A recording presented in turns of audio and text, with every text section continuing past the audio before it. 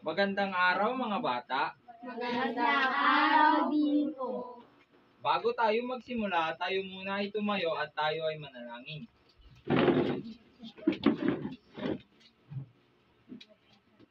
Amen. Tayo ay maupo na. Bago tayo magsimula, basahin muna natin ang ating mga lituntunin sa ating silid-aralan. Sabay-sabay natin itong basahin. Una, Bawal ang maingay. ikalawa, Itaas ang kamay kung gustong magsalita. ikatlo, Makinig sa guro kapag nagsasalita. naiintindihan ba ang mga lituntunin natin sa ating silid-aralan? Opo! Ngayon, may nanda akong palaro para sa inyo. Handa na ba kayo? Opo! Meron akong ipapakitang mga litrato dito na parte ng bahay at sabihin nyo kung ano ito. Handa na ba kayo? Opo! Ano ang nakikita nyo sa unang litrato? Silid. Tulugan. Okay.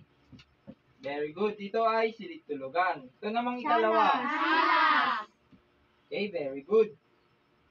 Ito namang Bakuran. mahusay mga bata.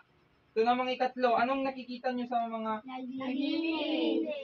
silang lahat ay naglilinis? Maaari ba kayong tumayo at tuturuan ko kayo ng ang galing-galing ko clap? Tayo mga. Sundan nyo lamang ako sa ating gagawin. 1, 2, 3. 1, 2, 3. Ang galing-galing ko. Okay, ulit. Ready, go.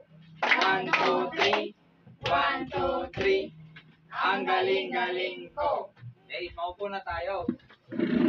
Ngayon, may papakita akong litrato sa inyo ng mga kagamitan ng bahay. At tukuyin nyo kung ano ito. Handa na ba kayo? Opo!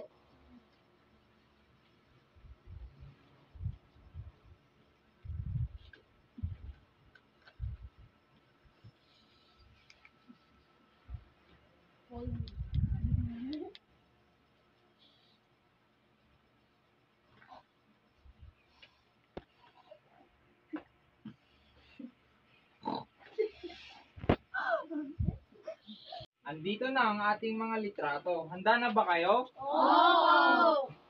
Tukuyin nyo lamang kung ano ang nasa unang litrato. Dasal. Okay, very good. Yung pangalawa, Timbang. yung pangatlo. Tagarungkay.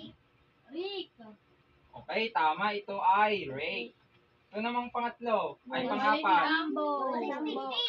Okay, very good. Ito ay walis tingting. Ito namang panglima.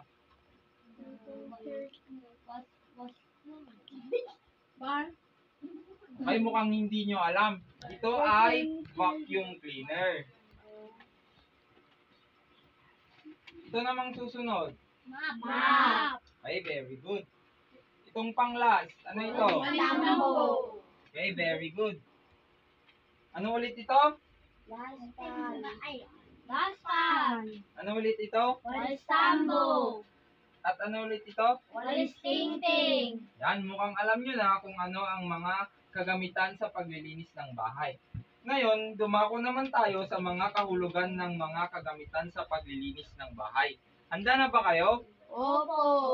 At dahil napakahusay nyo at natukoy nyo ang mga kagamitan sa paglilinis ng bahay, tayo muna ay tumayo at gawin natin ulit ang galing-galing ko clap.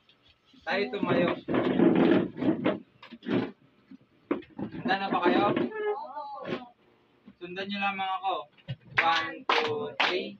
1, 2, 3. Ang galing-galing ko. Ay, maupo na kayo. Ngayon, ay dadako na tayo sa mga kahulugan ng mga kagamitan sa paglilinis ng bahay.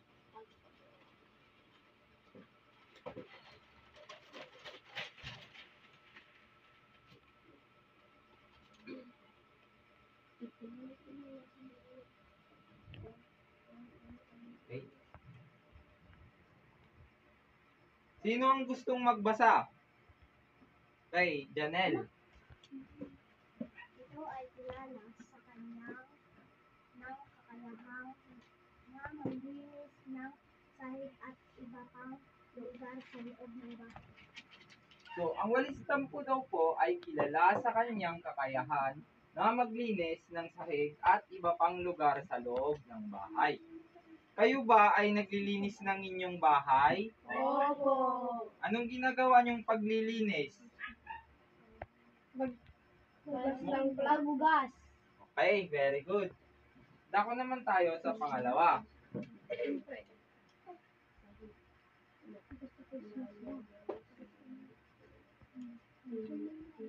Sino naman ang gustong magbasa ng pangalawa? Joseph.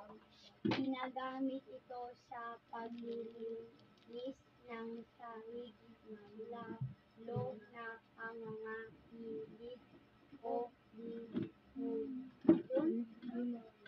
Nasa na sahig.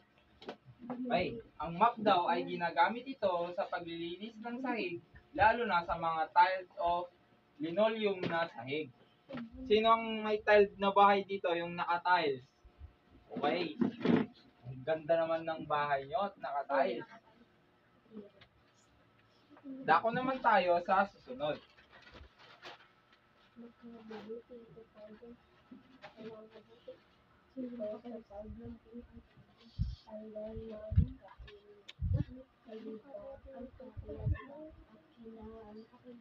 Sino ang magbabasa ng susunod?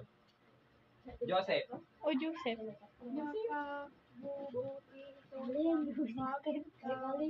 Huwag maingay guys. Ay mga bata. At dumi sa sahig at iba pang mga sukat na hindi kanina ng walis. Okay.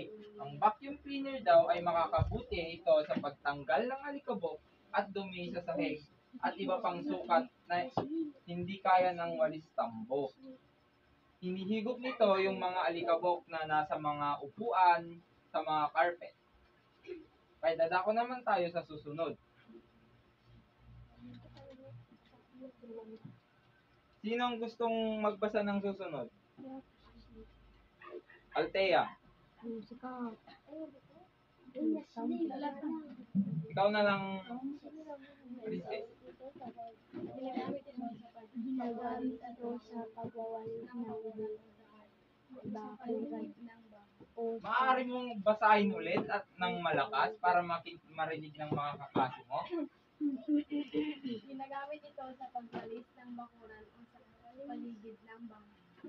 Okay. Ang walis tingting daw ay ginagamit ito sa pagwawalis ng bakuran o sa paligid ng bahay. Dako naman tayo sa susunod.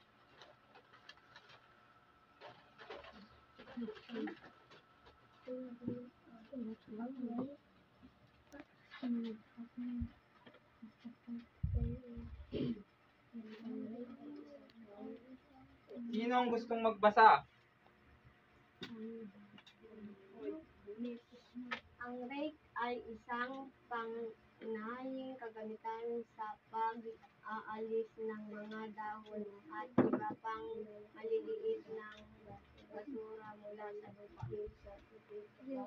So, ang rake daw ay ginagamit sa pag-aalis ng mga dahon at iba pang maliliit na basura mula sa lupa.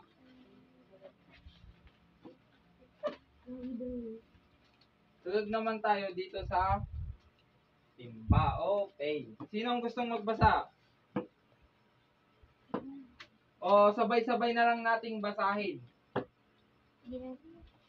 Ginagamit 1, 2, 3, go. Ginagamit ito upang magbilang ng tubig kapag abugat ng hugas ng halik o kaya iba't ibang kagamitan. Okay, very good.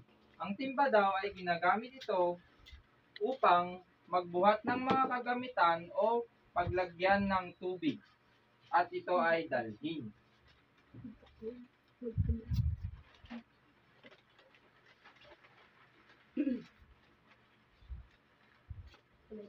Dumako naman tayo dito sa ikahuling kagamitan. Ito ay ay daspan o pandakot. Sabay-sabay nating basahin. Ginagamit ito upang mandakot ng mga naipon ng basura. Okay. Ang daspan daw ay ginagamit ito sa pandakot ng mga naipon na basura. Ano ulit yung mga pinag-aralan nating mga kagamitan sa paglilinis ng bahay? Magbigay nga ng isa. Ay, very good. Mahusay. Althea. Ay, very good. Timba. Very good. Ngayon, alam nyo na kung ano ang mga kagamitan sa paglilinis ng bahay at bakuran. Maaari ba kayong tumayo at gawin natin ulit ang galing-galing ko, club? Okay. Sabay-sabay tayo. 1, 2, 3. 1, 2, 3. Ang galing-galing ko. Okay, maupo na tayo. Ay dadako tayo sa kahalagahan ng paglilinis ng bahay at bakuran. Ang regular na paglilinis ng bahay ay nag-aalis ng alikabok, mikrobyo, at iba pang mga allergens na maaaring makaapekto sa kalusugan ng mga nakatira dito sa bahay. So, ang regular daw na paglilinis ng bahay, class, ay nilalayo tayo nito sa mga sakit. Ikalawa naman, sa mga kalagahan ay ang malinis na bahay at bakuran ay nagbibigay ng mas maayos na ambience at kagandahan sa inyong tahanan. So, ang paglilinis daw ng bahay ay ito ay nagdudulot ng kagandahan sa ating tahanan at kalinisan. Naiintindihan ba kung bakit napakahalaga na maglinis tayo ng bahay? Bakit kailangan nating maglinis ng bahay? Magtaas ng kamay. Mukhang di nyo naintindihan. Para magandang tignan. Ay, very good. Ngayon, dadako naman tayo dito sa ating aktibidad. Maaari ba nating basahin ng sabay-sabay ito? Sulat sa pagpatlang kung ano ang kagamitan ng tinutukoy sa pag-usap sa bawat ilang Number 1. ginagamit sa pagwalis sa loob ng bahay. Number 2. Ginagamit ng pagwalis sa labas o parugan. Ginagamit po muna sa sahig. Ginagamit patungkol sa dumi o basura. Number 5. Ginagamit sa pag-isip ng Alikabok, alikabok, carpet, at upholstery. At ito ay isulat nyo sa malinis na papel. Opo.